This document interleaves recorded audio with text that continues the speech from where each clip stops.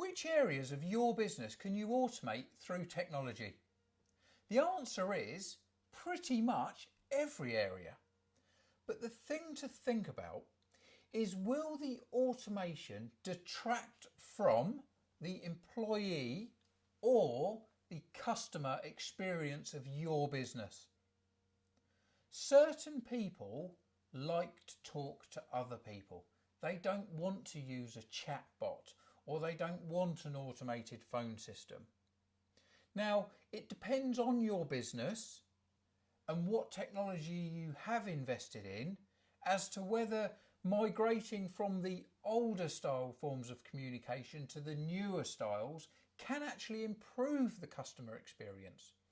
But it's always important to consider how it feels from their perspective, not just looking at your bottom line thinking, actually, this is cheaper, this is a better way of doing it, because that's not always what it's about.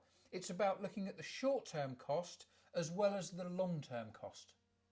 The other thing with automation is it's looking at the reliability. An example would be having a backup system for your technology. If it's reliant on a person always swapping a hard drive, that's great as long as they're reliable, but what happens when they go on holiday?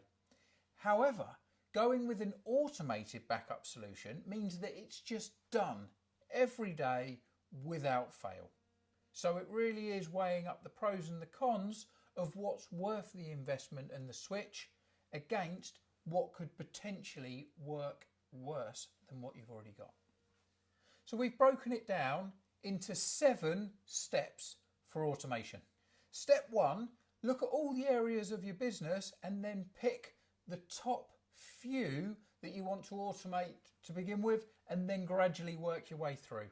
Number 2 is be clear what you want to achieve, define the benefits, and then measure for targets. Number 3 is then analyse and pull apart the current process. Number 4 is define the workflow so that you know each part is done correctly and in sync to make sure that you're improving. Number 5 is do your research. Look at what's out there that you can buy off the shelf, or do you need some custom coding to make it work properly?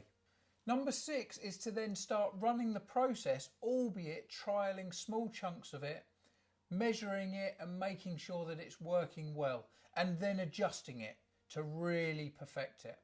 And then 7, this is the most important thing, once you've got the process running, make sure that you check that process periodically to make sure that it's hitting the KPIs that it should do. So that's Giles from Syn-Star, creating IT you can swear by, not at.